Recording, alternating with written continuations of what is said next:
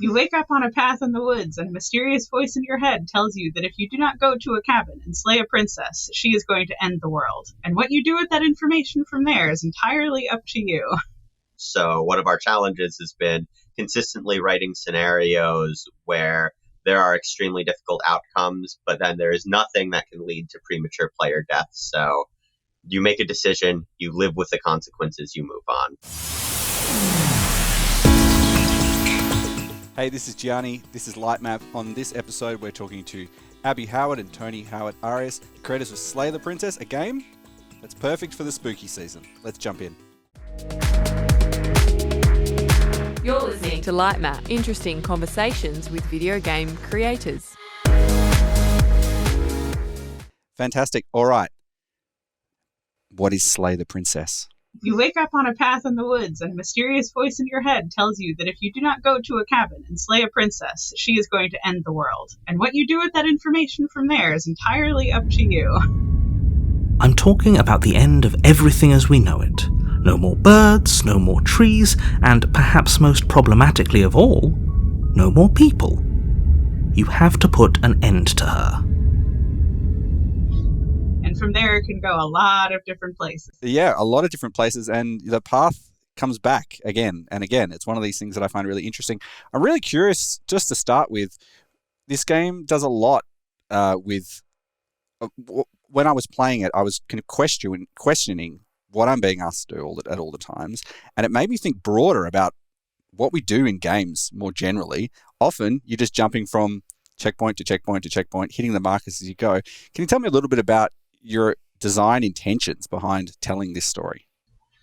Yeah, I think in general, one of the things that we care about the most for narrative design is doing things that really put the player in the moment. I think one of my biggest inspirations growing up that eventually led to games writing were that 2000s era slew of smash hits from BioWare, which I absolutely love. So Dragon Age Origins, the Mass Effect series, Knights of the Old Republic. But something that always stuck with me with those games is oftentimes, like especially in Dragon Age Origins, like it would present you with fascinatingly complex, moral scenarios that feel like they have no right answer.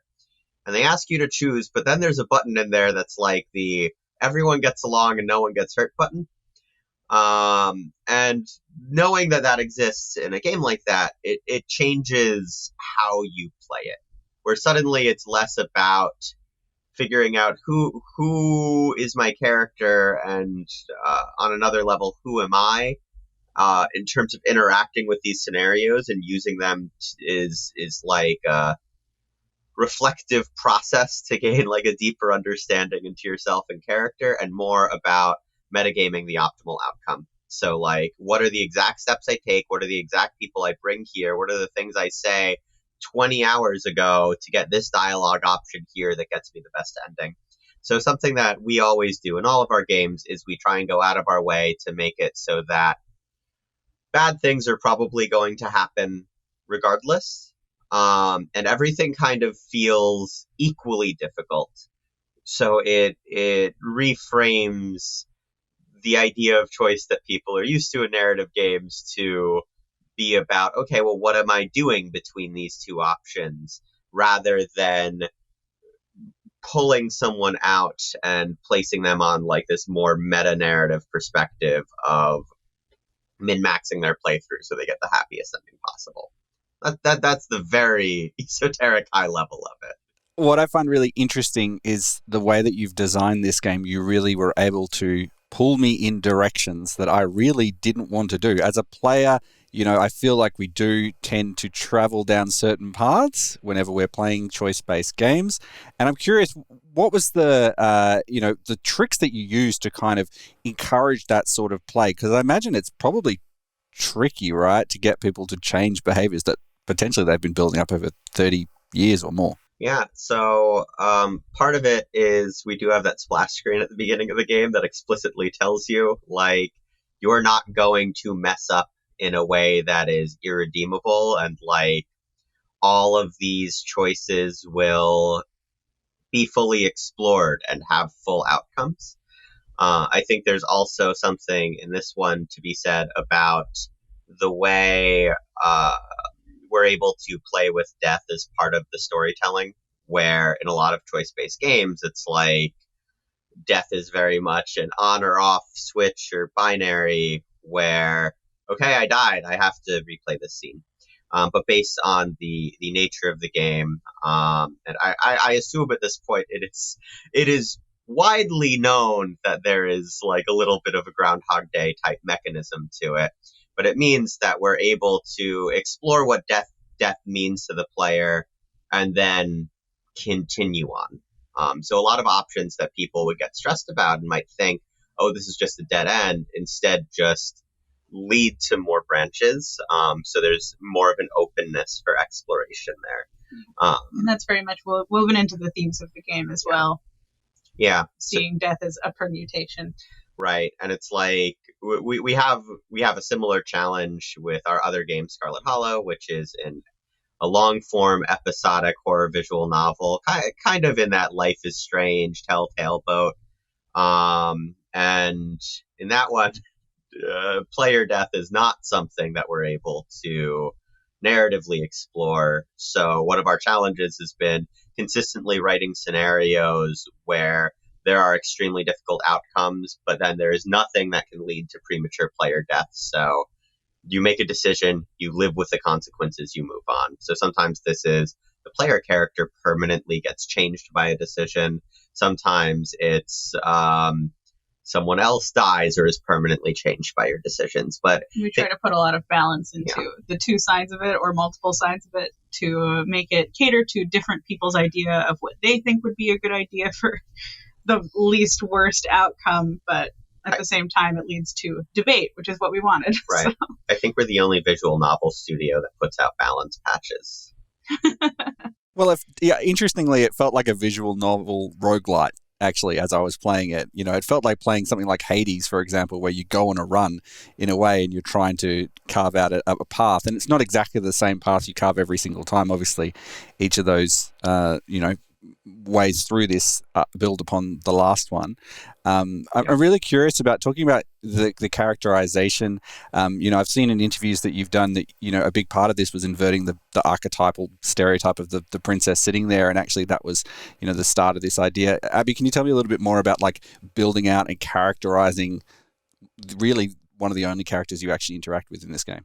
Well, she was based around a lot of kind of ideas of princess or woman in video games, so there's some Disney princess elements in there and some anime influence as well, to kind of build out base princess. And then from there it was all based around, I think we came up with like are we allowed to talk about that part of it, the fact that she like changes? She changes.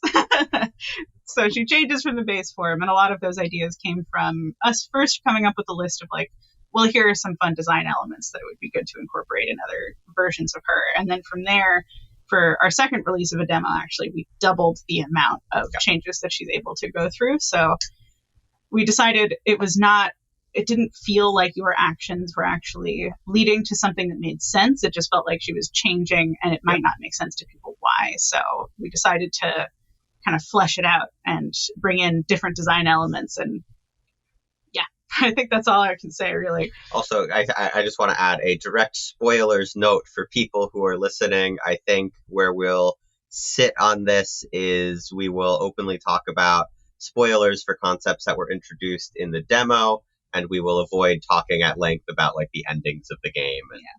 And be assured, people who are worried about spoilers, knowing that the princess can change is not. One of the most challenging things about marketing this game was a combination of like, we have so much stuff that we can't share. But then also it's like, we made a few trailers that were really just like, here's the first 5 minutes of the game summed up, here's the basic premise, and then the amount of comments that were just like, I can't believe you just spoiled the entire twist of the game in a trailer. Was interested, not going to get it now. I'm just like, no, we did not. There's so much. And If I tell you that we did not spoil it, it sounds like I'm lying, so I'm just gonna have to let this comment sit here.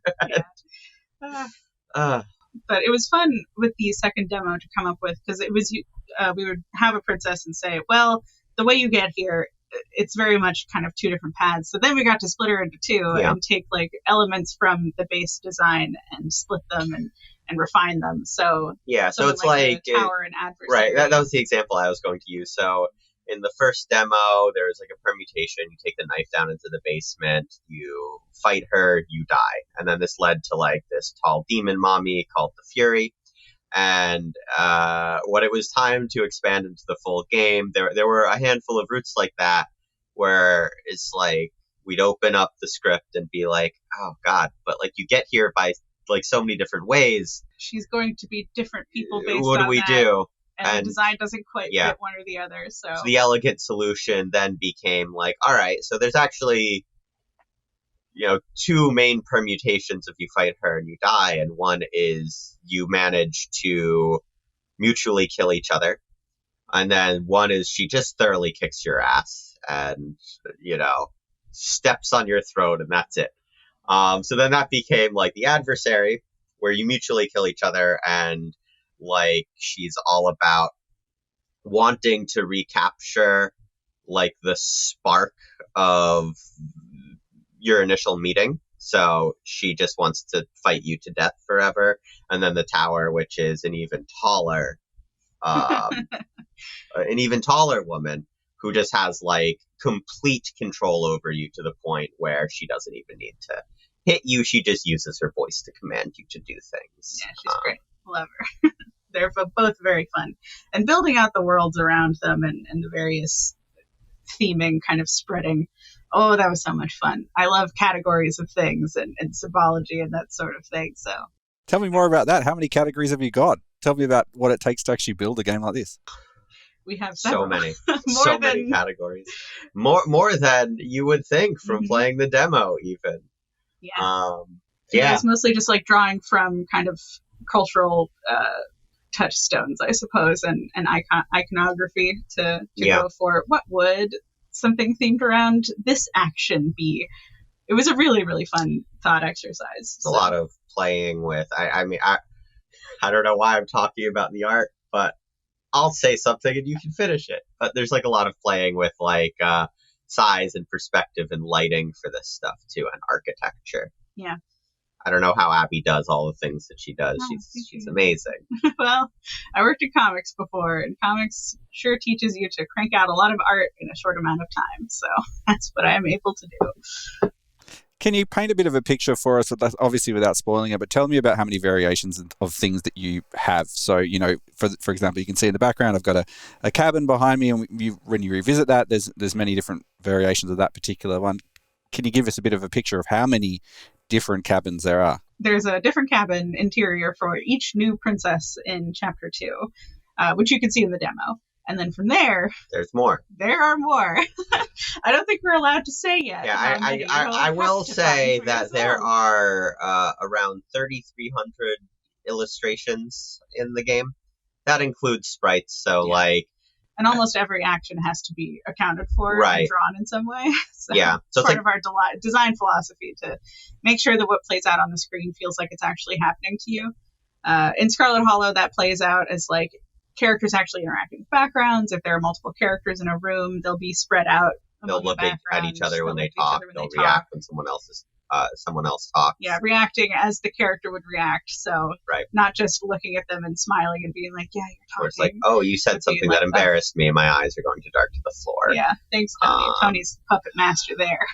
One of the inspirations for Slay the Princess was there was this scene in episode 3 of Scarlet Hollow where there's like a ghost hunt that can happen, and the characters who can be present on the ghost hunt it's just this massive list of possibilities from people you've met over the previous episodes. And there's like this scene that it takes 10 minutes for someone to play through, like on a Twitch stream, but like everyone's there and it's like 10 people, and it took me days to just be like, all right, this person's talking and here's all the logic for who can and can't be here, and for this line of dialogue here's 10 people changing their sprites in this way, and then it's the next line of dialogue, and it's like, what if we did it? What if we did something where there was only one character on the screen ever? Yeah.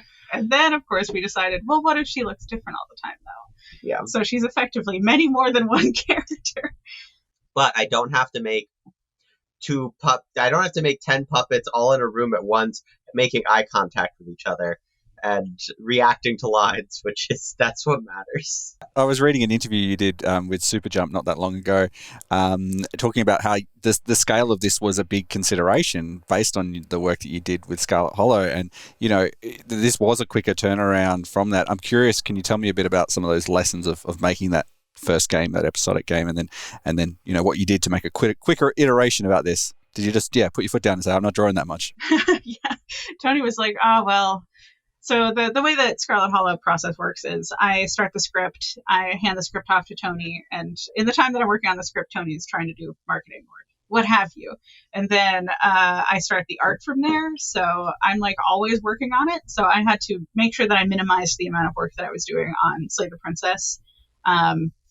Which, I still worked quite hard on it because the art is pretty demanding, but not as demanding as Scarlet Hollow, which was by design. So the paper for Scarlet Hollow is 18 by 24. It's huge and it's all inked, which means that I have to do pencils and inks. Whereas with Scarlet Hollow, it's all pencil, so I don't have to do the inking stage, and it's on paper about half the size. So it just is much faster to draw. I can be a lot more fluid with it because you also see things from different angles, which is just really fun and natural for me to play around with versus always head on and making sure everybody feels like they're on the right plane of existence. Yeah. So yeah, Slay the Princess before anything else was born as a project out of Scarlet Hollow is not selling quite well enough for us to make it to the finish line of what's going to be a 5-year development process. Marketing an early access horror visual novel is an exhausting task. What if we just found a way to just spend the bulk of my marketing time on making a second game and use that as a means to keep us going? So it worked. Yeah, so it's and it paid off. Yeah, Abby does the first go at all the new Scarlet Hollow scripts, so I was able to write Slay the Princess while she was still working for months on episode 5, so we didn't lose much dev time there at all.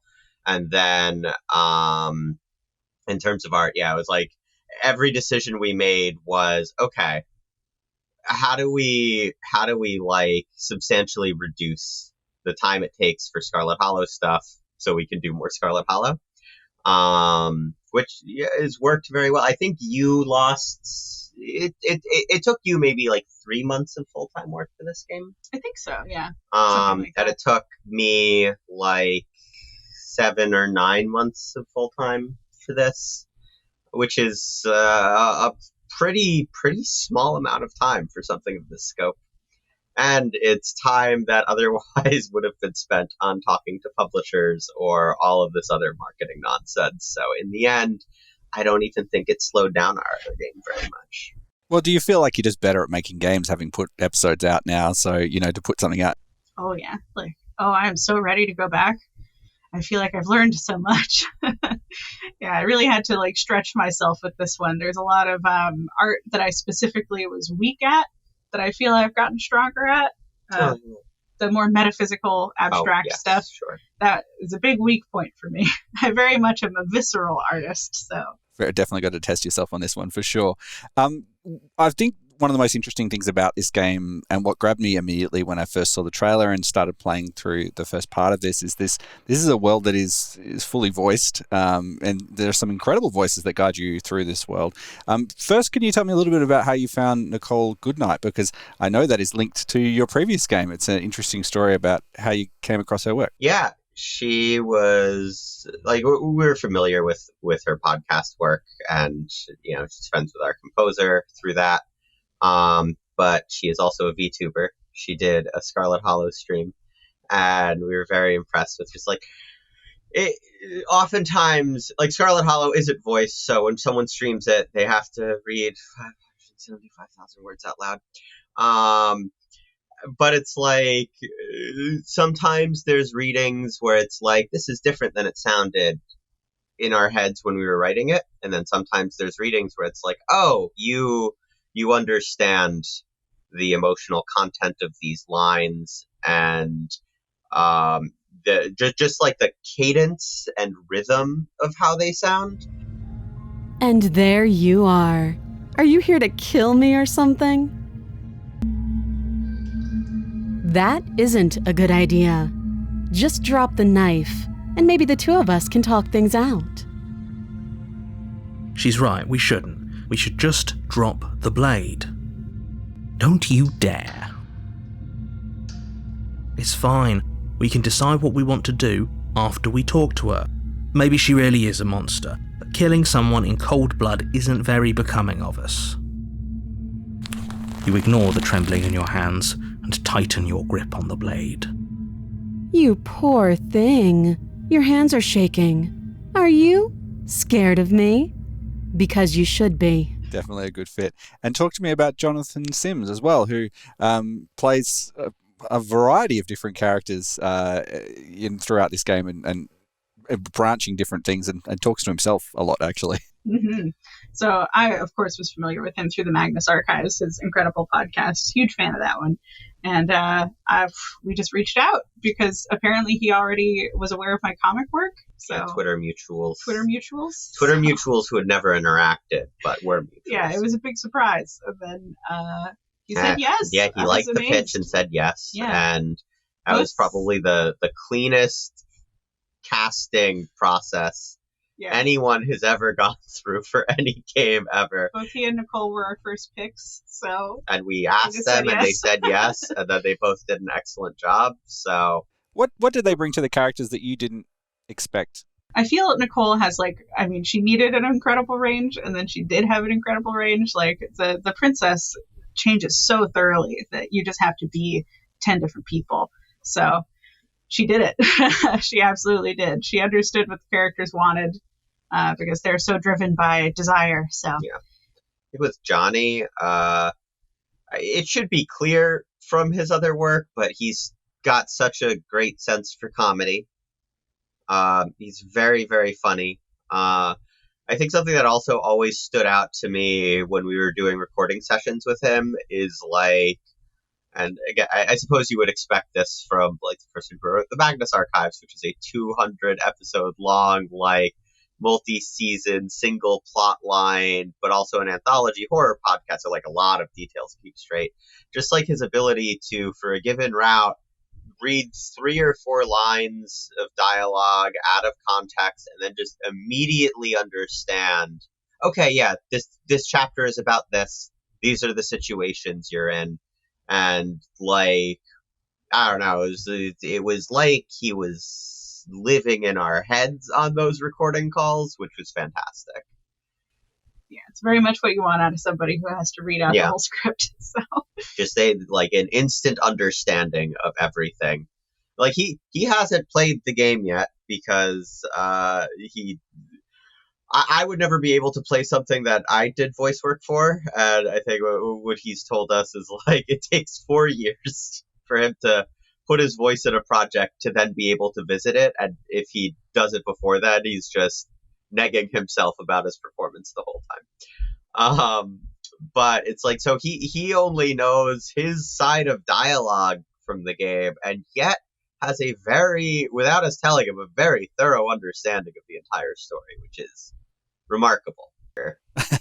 All right, I'll go see my psychologist. Can you tell me a little bit about what player experience has been like that you've been observing? You've watched people, the game is out, people can play it. You've had it at a number of conventions and things, and the demo's been available. Can you tell me what has surprised you about the people who played the game and what they've gotten out of it so far? I think I'm surprised we've seen so much fun variability in the first decisions that people make. I think a lot of people think that they're making the obvious choice that everyone must make, but our data suggests that is not the case. And our anecdotal data as well suggests that people make a lot of choices and they make a very wide range of decisions. And it's really, really interesting to see how Like kind of what someone's baseline assumptions are about how someone would play a game like this. Yeah, I think it's also just like deeply resonated with a lot more people than we thought it would.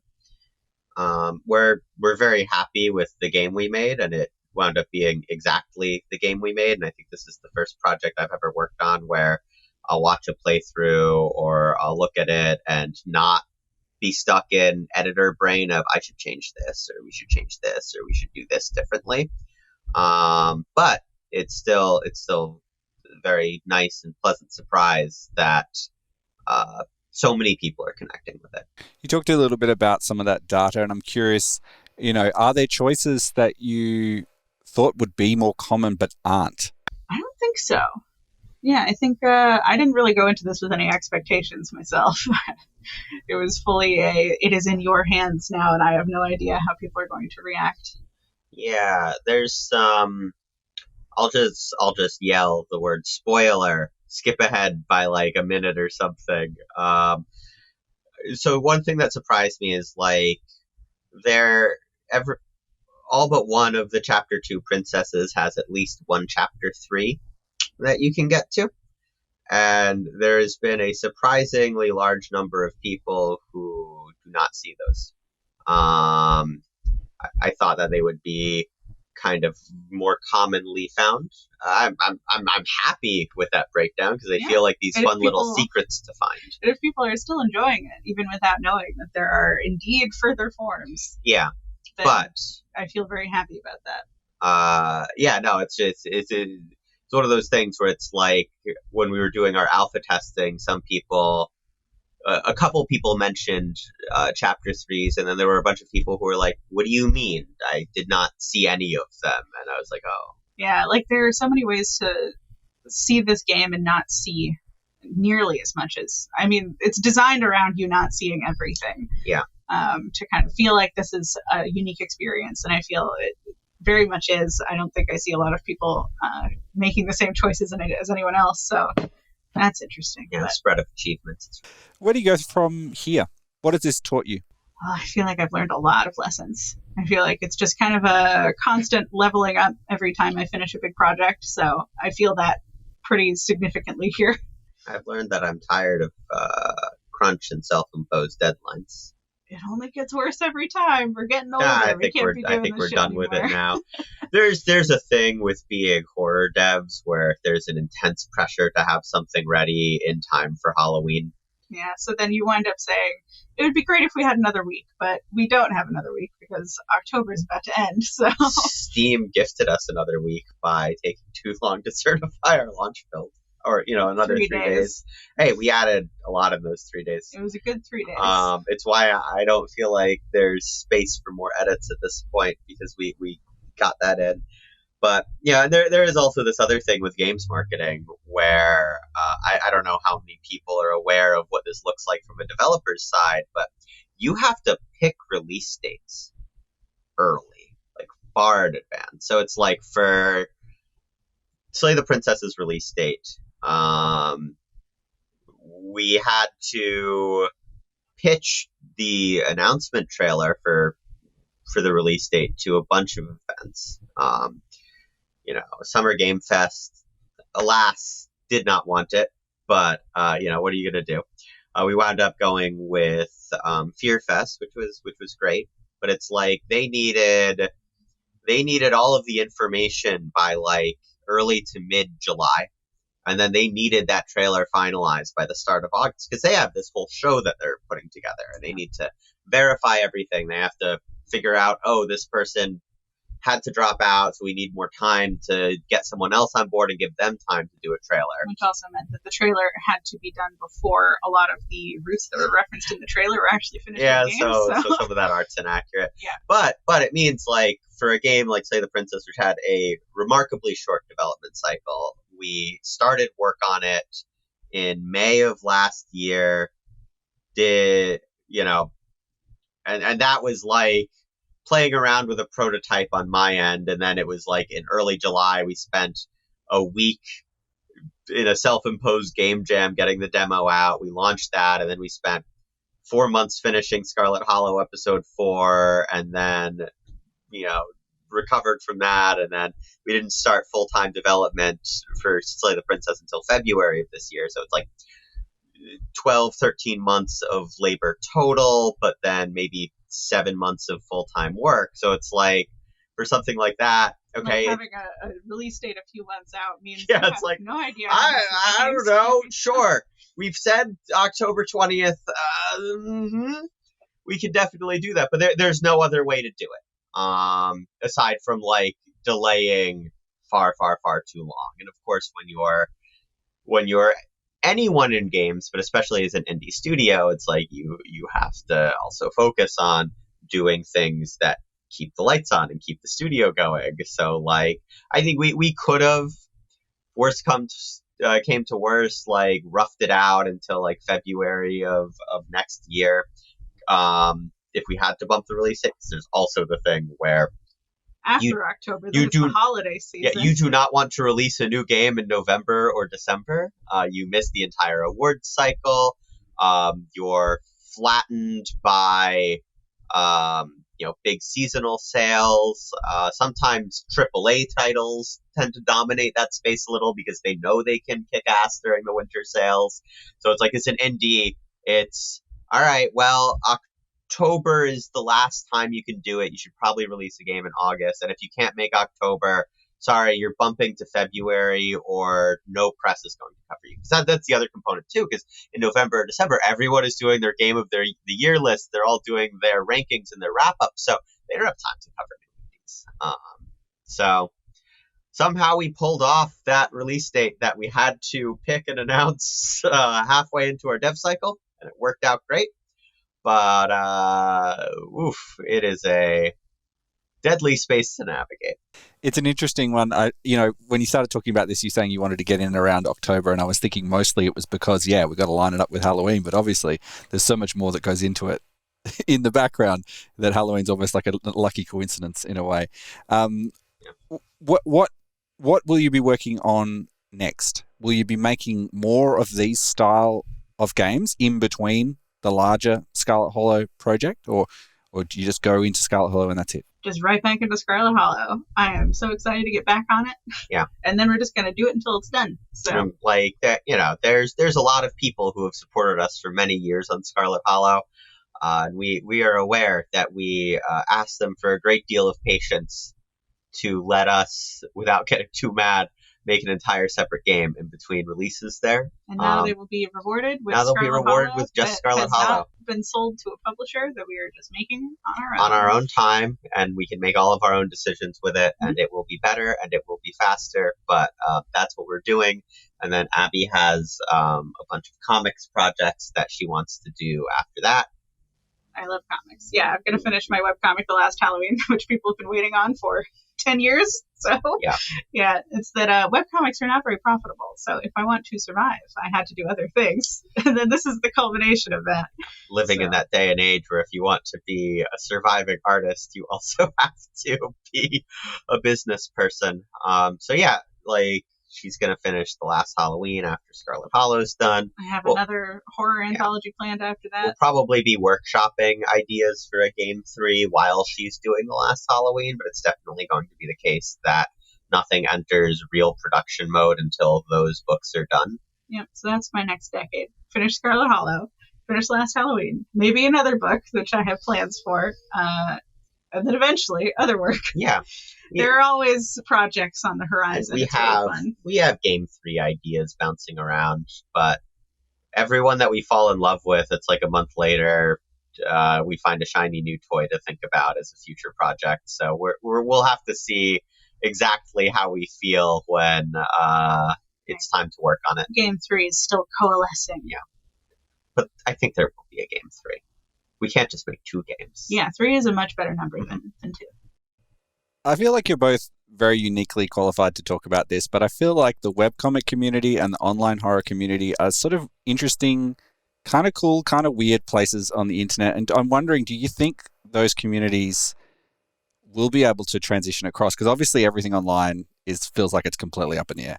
It's not as easy as being Twitter mutuals anymore, because Twitter is basically, we all know. Yeah. But I'm just curious about that relationship with people that you talk to online. Well, They're all very scared of just kind of the tumultuous stuff going on right now. Like, it feels like it's hard to find a home for things if you don't already have a big fan base that you can just like send a newsletter to. Then it's hard to get in touch with people who are already fans of your work. Like, it seems, I know that when people ask me for advice these days on how to do comics online, I have no idea. The space is so different from when I started. It felt like when I started, there was just a way that you did things, and then it worked out for you, and you became part of the community, and it was really nice. And then that just kind of dissolved. So I suppose that there are now kind of conglomerates, but I just don't trust conglomerates like Webtoon. I think that just like a while ago, there was this natural flow of comics artists into animation, as this is like a more secure, more profitable space. I think you're going to see, you're already seeing the beginning of the flow of comics artists into games, which is a more profitable but not necessarily more secure space. The median game on Steam makes $1,000 in its lifetime. Yeah. But if you make it, you make it. Yeah. And if you're a comics artist, at least you already know how to write, how to draw. You're already struggling too, so yeah, you're already aware. Poverty isn't news. But there have been a few other instances of comics people moving into games that have made fantastic stuff.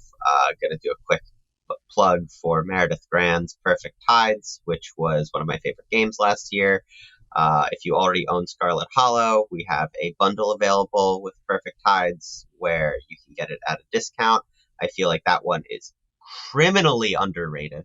I know Abby's publisher for The Last Halloween Book 1 and her horror anthology, The Crossroads at Midnight, Iron Circus Comics, has started a games arm, and they've started investigating that. So that's like another area of comics people moving into the space. I suppose people with these skills are now seeing what other ways they can use these skills now that the webcomic space is so up in the air. Yeah.